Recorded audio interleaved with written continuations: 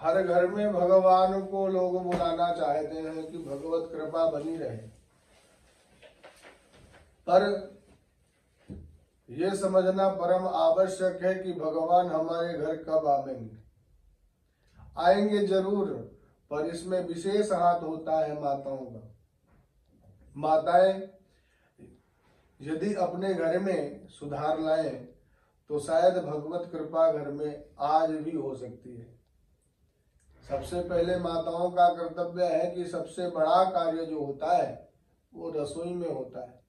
रसोई में भोग प्रसाद बनाती हैं माताएं, पर रसोई में भोग प्रसाद बनाने से पूर्व कुछ नियम होते हैं जिनका पालन हर माता को करना चाहिए, जो कि उस रसोई का बना हुआ प्रसाद भगवान स्वीकार करें और उसे ग्रहण करें। क्योंकि रसोई में जब तक शुद्धता नहीं आएगी, पवित्रता नहीं आएगी और निर्मलता नहीं आएगी, तब तक भगवान उस रसोई का बना हुआ प्रसाद स्वीकार ही नहीं करते। सबसे पहला रसोई साफ सुथरी होनी चाहिए।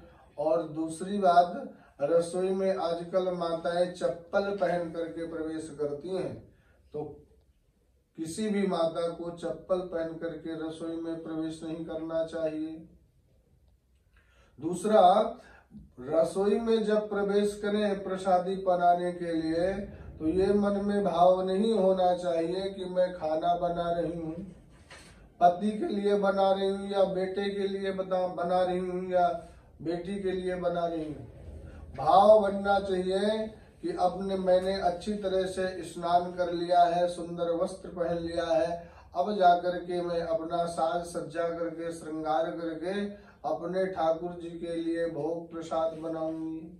और जब ये मन भाव में आ जाता है तो यहीं से भक्ति का उदय हो जाता है, भक्ति का शुभारंभ होता है।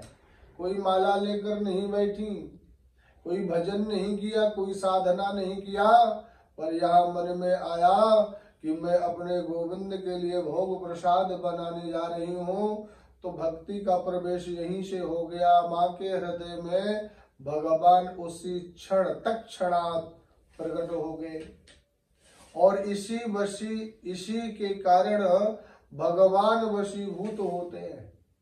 माँ यशोदा अपने रसोई में प्रसादी बना रही थी और भगवान जब अंदर आए, देखे कि मैया ने सुंदर सुंदर कितने सुंदर पकवान बना रखी, सुंदर खुशबू आ रही थी, तो मेरे गोविंद रसोई में प्रवेश करने की चेष्टा करी। माँ ने बाहर ही रोक दिया, कन्हैया अंदर आना वर्जित है। क्यों? क्योंकि आज तो जय जय की पूजा होगी लाला, और जब तक ये सारे भोग प्रसाद लेकर जय जय के भोग ना लग जामे तब तक प्रसाद ना पावे। पर भगवान ने नहीं माने, भगवान तुरंत एक चरण अंदर रखा। स्वयं मैया की नजर पड़ी और मैया ने गाल पर एक तमाचा मारा, थप्पड़ मारा। सो भगवान ने गाल पर हाथ लगायो, अंदर गए तो अंदर भगवान ने देखा कि नंद बाबा सुंदर सुंदर, किसी टंकी में तेल, किसी में घी, किसी में चावल, किसी में तिल एकत्रित कर रहे हैं। भगवान ने कहा, बाबा ये क्या कर रहे हैं?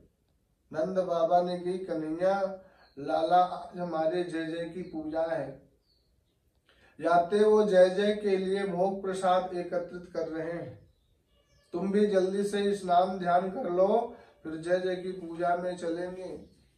भगवान ने कही, लो कर लो बात। हम जब इन ब्रजवासियों को प्राप्त हो गए तो अब ये जय जय कहाँ से आए गयो? भगवान ने की, बाबा ये जय जय कौन है?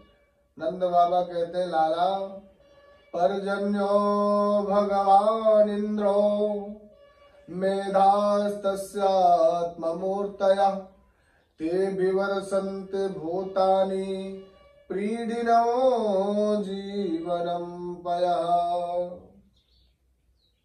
हमारे जो देवता है कन्हैया, ये जो अनंत आकाश में मेघमालाएं दिख रही है ना, ये हमारे उस इष्ट का ही तो स्वरूप है। हमारे इष्ट है देवराज इंद्र, जब हम उनकी पूजा करते हैं तो वो प्रसन्न होकर सुंदर वृष्टि करते हैं, और जब वो वृष्टि करते हैं तो हमारी गैयों के लिए सुंदर घास होती है, हम सबके लिए जीवन चलाने के लिए अन्न धन की वृद्धि होती है। भगवान ने कही बाबा रसोई में गयो तो एक थप्पड़ मिलो, और आपके पास आया तो आपने देवराज इंद्र के गुणगान गाना प्रारंभ कर दिया। बाबा एक बात बताओ, यदि ईश्वर नाम की कोई चीज है, कोई भगवान है, तो या में इंद्र की क्या विशेषता है? आप कर्म करेंगे तो आपको उस कर्म का फल अवश्य मिलेगा। बाबा कर्मणा जायते जंतु कर्मणेव विलीयते, सुखम दुखम भयम क्षेमम कर्मणैवाभिपद्यते। जब जीव कर्म करता है तो व्यक्ति का जन्म कर्म से होता है, व्यक्ति की मृत्यु कर्म से होती है, व्यक्ति को सुख दुख का अनुभव भी कर्म से होता है। तो भला इसमें इंद्र की क्या विशेषता है?